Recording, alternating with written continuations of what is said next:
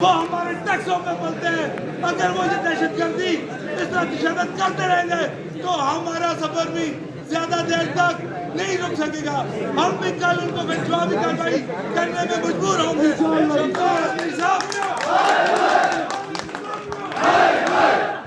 इस रियासत का यह आलम है, लोग तो मशहूर है लेकिन वज़ीर आज़म के पिछले 10 दिन के आप बयानात से देखें, इस तरह लगता है वो किसी गली का, किसी मोहल्ले का गुंडा है। रियासत का वज़ीर आज़म गुंडा होगा तो अवाम से आप क्या उम्मीद रखते हैं? अवाम से भी आप पीसफुल उम्मीद न रखें। तो मैं इस पिंडाल की चुनगी में ये ऐलान करता हूँ, शौकत नवाज मीर साहब, आप जो भी नेक्स्ट लाएअमल देंगे हम पूरी कोशिश करेंगे, 100% कोशिश करेंगे हम आपके लाएअमल पर 100% अमल दरामद करें और आपके साथ खड़े हों।